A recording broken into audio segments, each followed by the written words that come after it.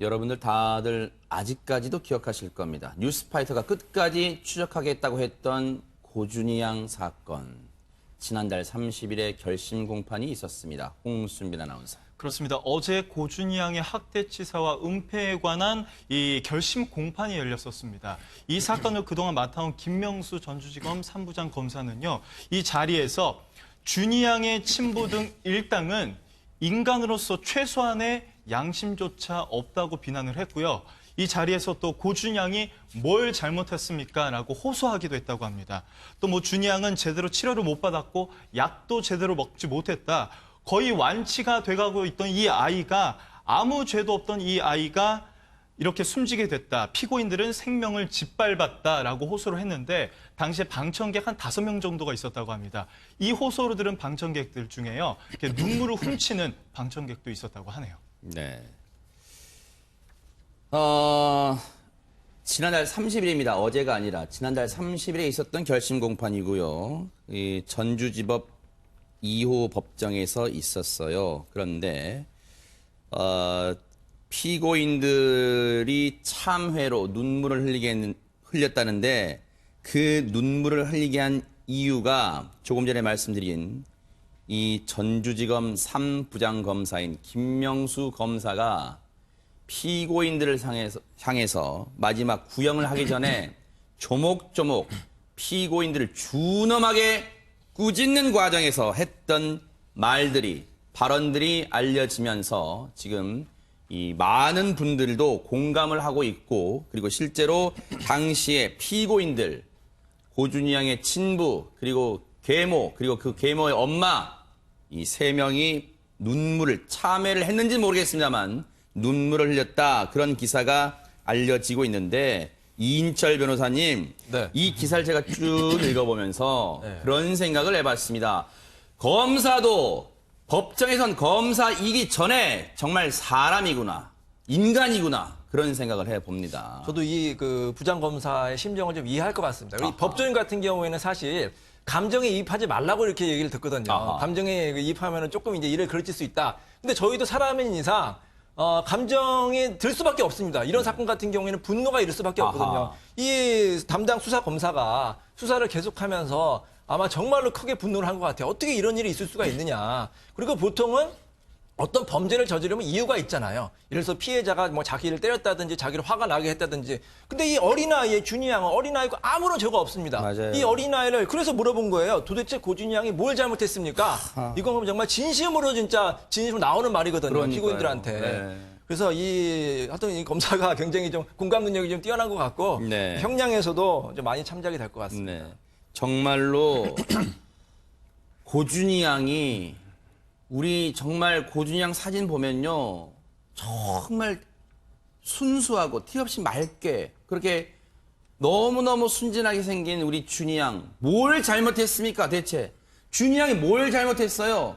그런 준희 양한테 돌봐주지는 못할 망정, 사랑과 정성으로 돌봐주지는 못할 망정, 이 피고인들, 준희 양의 친아빠란 사람, 그리고 친아빠와의 동거녀란 사람, 그리고 동거녀의 어머니란 사람, 3사람요, 고준희 양, 준희 양이 사망한 후에요, 가족여행 갔다는 소식 그때 전해드렸죠?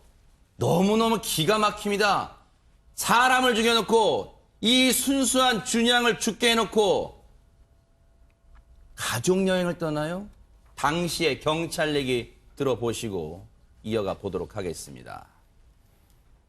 우선은 준이가 사망한 사실을 감추려고 노력을 했던 거고, 그러다가 이제 서로 간에 실제 다툼이 이루어지고, 그 과정에서 이제 그러면은 준이 문제를 해결해야 되지 않냐, 서로 얘기하다가 12월 8일 날 이제 신고한 거로 그렇게 지금 진술을 하고 있어요.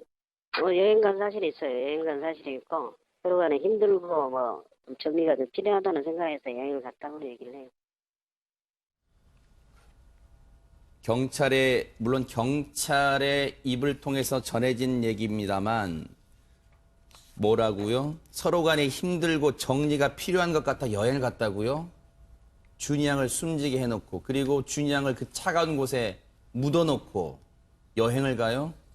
백 팀장님, 네. 앞서 김명수 전주지검 3부장검사가 했던 말 중에 오죽하면 감정을 철저하게 배제해야 할 이 담당 검사가 이런 말을 합니다. 도대체 인간적으로 최소한의 양심이 있는지 의심스럽다, 이런 말을 하고 있습니다, 지금. 그렇습니다. 그 친모가 고준희 양에게 갑상선 기능 저하증을 앓고 있기 때문에 약도 이제 1개월치를 줬다고 합니다. 그런데 한번 먹이지도 않았죠. 네. 그리고 고준희 양이 아빠를 찾는다고 하고 또 그 같은 동거녀 이모 씨의 말을 잘 듣지 않는다, 이런 얘기를 듣고 네. 그 친아빠라는 사람이 잔혹하게 아이의 등이나 발목을 밟아서 골절이 되게 됐는데 네. 경찰이 부검 결과 9번, 10번, 12번 갈비뼈가 골절이 됐다는 게 이제 드러났죠. 네. 그래서 결국 그 아동학대 치사도 같이 7개 제목으로 그 기소를 해가지고 재판을 하고 있는데 네. 사실은 이 아이가 치료만 했어도 충분히 정상으로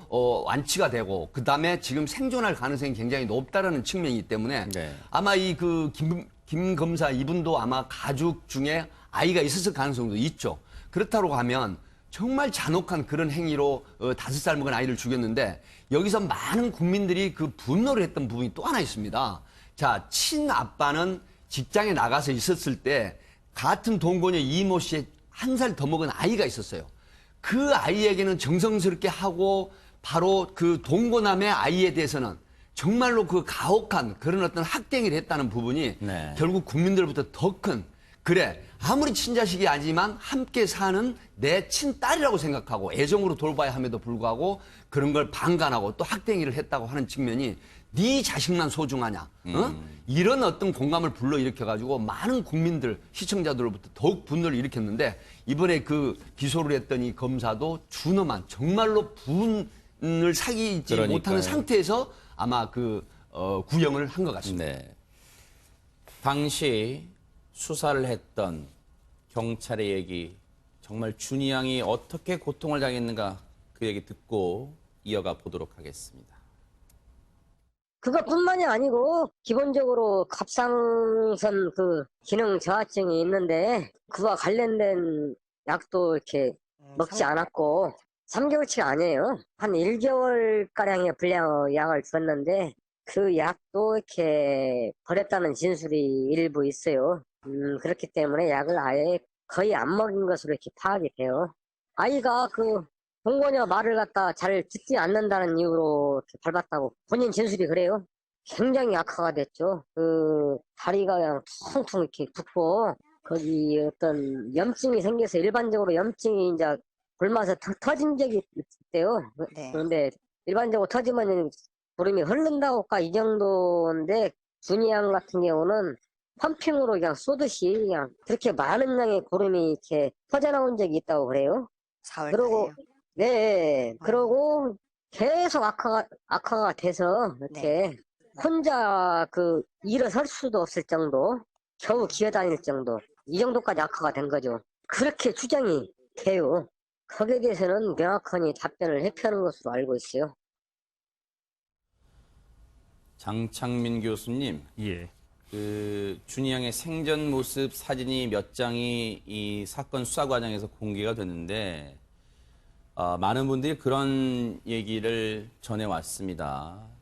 얼마나 이 계모한테, 즉 아빠의 동거녀라는 사람한테 얼마나 많이 시달렸으면, 그리고 아빠라는 사람에게도 얼마나 시달렸으면, 준이 양을 찍은 사진 보면요, 그 천진난만한 아이, 정말 웃음기 많아야 될 그 나이의 아이가 웃는 장면 하나도 없습니다. 사진을 보면.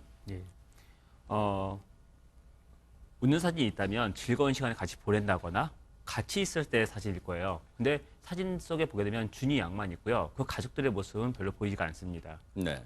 어쩔 수 없이 이 고준이 양 아버지가 이 준이 양을 키워야 될 수 없는, 어쩔 수 없는 상황에 놓여 있다 할지라도요. 네. 그리 가족들은 이 준이 양을 키우는 것을 원치 않아 했던 것 같아요.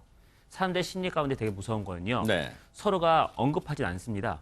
그렇지만 무의식적으로 바라는 소망이 있어요. 네. 이 가족들은 준이 양이 없어지길 바라는 소망이 분명히 있었습니다. 그런데 이러한 소망을 서로가 만약에 합의를 하거나 그랬으면 아마 네. 살해하려는 그런 행동으로 이어졌겠지만 네. 합의되지 않았기 때문에 그냥 방치하고요. 네. 약을 주지 않는다. 또 방치한다. 또 신체에 상해를 입힌다. 이런 모든 것들은요. 다 네. 없어졌으면 하는 바람으로 네. 다 비율이 됩니다. 네. 이런 걸 보면서 정말로 이 가족이 과연 가족이 맞았는가? 또 준이 양은 과연 이 가족 안에 포함이 되어 있었는가? 네. 이 후의 행동도 보게 되면 본인들 가족을 지키기 위한 행동을 해요. 하지만 준이 양을 생각하는 행동은 거의 하지 않습니다. 이것만 보더라도 준이 양은 철저하게 이 가족에서 외면당하고 있었구나 네. 라는 것을 보게 돼서 참 씁쓸합니다. 김명수 전주지검 3부장검사는 공판 때, 결심 공판 때 구형을 앞두고 이런 말을 합니다. 준이 양은 아프다고 소리도 지르지 못하고 그렇게 죽었는데 여전히 피고인들은 눈물조차 흘리지 않는다. 이런 얘기를 합니다. 그러면서 준엄하게 꾸짖었습니다. 그런데 이 재판 과정에서 홍순빈 아나운서, 네. 당시 준이 양이 이 숨을 거두기 전에 그렇게 물을 절실하게 찾았는데 그 이유가 재판 과정에서 드러났다면서요. 그렇습니다. 일단 준이 양이요. 왼쪽 9번, 10번 갈비뼈 그리고 오른쪽 12번 갈비뼈 골절이 있었다고 부검 결과 밝혀졌었습니다. 네. 일반적으로 이렇게 갈비뼈 손상이 있는 경우에 물을 잘 찾게 된다고 합니다. 네. 왜냐하면요, 갈비뼈가 부러지면 이제 배에 이제 피가 고이게 되고 네. 그로 인해서 이제 물을 자연스럽게 찾게 된다는 건데 이날 숨지기 전에 밤에도 준이 양이 물을 찾았음에도 불구하고 이 아버지는 전혀 그 이상 증세를 감지하지 못하고 오히려 방치했다는 사실이 이제 알려졌었습니다. 이상 증세를 감지하지 못한 게 아니라 감지하고도 방치했을 가능성이 크다고 추정할 수밖에 없어요. 합리적인 추정이 가능해요, 이인철 변호사님. 그러니까 무관심한 거예요, 무관심한 거. 저는 이제 가장 안타까운 게 뭐냐면 뭐 이혼을 하거나 뭐 하여튼 떨어져 있을 때 결국 엄마나 아빠나 한 명이 키우게 되잖아요. 근데 정말로 아이를 사랑해서 키우는 사람이 있습니다. 네. 하지만 그렇지 않고 그냥 키우는 사람이 있어요. 예를 들어서 아빠가 아이를 데려가는 거예요. 엄마한테 뺏어가는 경우도 있습니다. 왜냐하면 재판에 유리하거든요.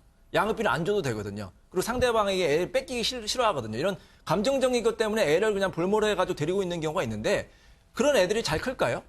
저 실제로 사건 하다 보면 그런 사람이 아이를 맡고 있잖아요. 애가 진짜 막 건강도 안 좋아지고 굉장히 안 좋아지는 경우가 있어요. 근데 다시 데려오기는 네. 현실적으로 굉장히 어렵거든요. 그래서 좀 여기에 좀 관심을 가졌으면 좋겠습니다. 범행이 발생하고 나서 범인을 잡아서 이렇게 중형으로 처하는 것도 중요하지만 미리미리 입양하는 게 더 중요하잖아요. 뭐 네. 정말로 꼼꼼하게 우리가 관심을 가져야 돼요. 네. 이런 지금 한부모 가정이라든지 지금 뭐 이혼하거나 이런 네. 헤어지는 가정이 있을 때 정말로 애를 위해서 누가 키우는 게 좋은지 네. 그걸 좀 꼼꼼하게 살피고 관심을 가져야 될 것으로 보입니다. 네.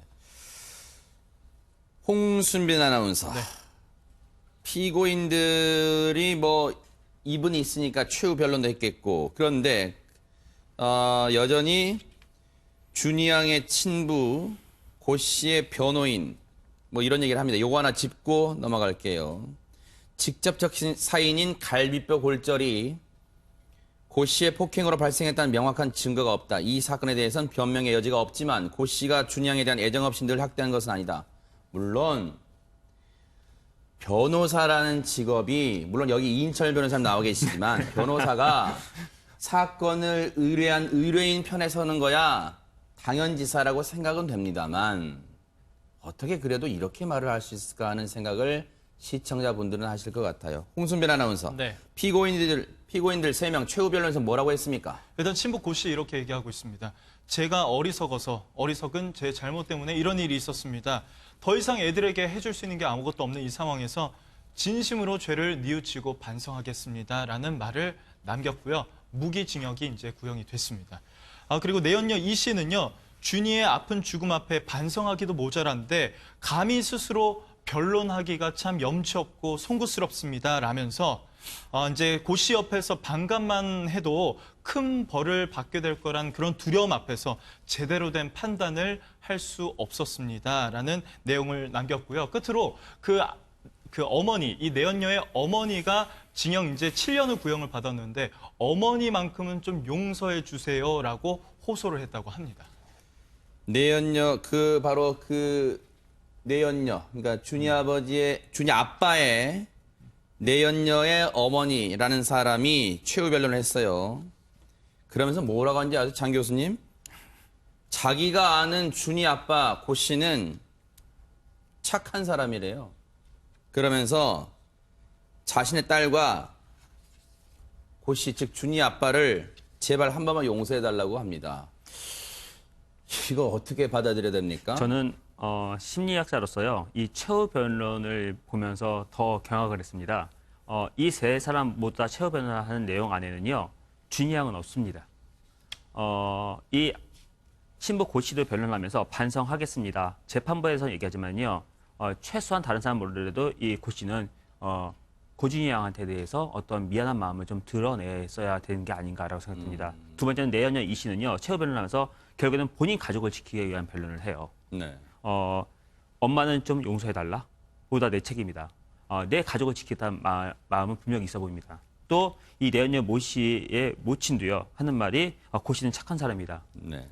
누구한테 착할까요? 아마 우리한테는 착할 겁니다. 네. 근데 고준희 양한테는 별로 착한 사람이 아니고요.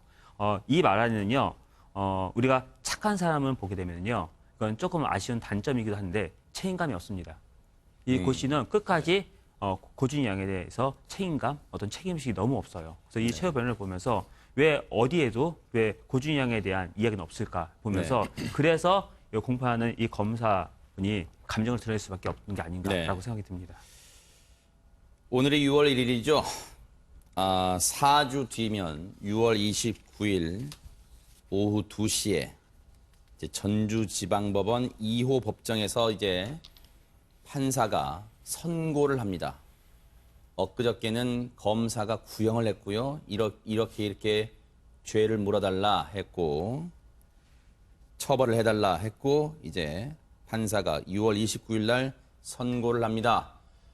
뉴스파이터가 늘 말씀드렸지만 이 사건 뉴스파이터는 끝까지 추적을 하고 여러분과 함께 하겠습니다.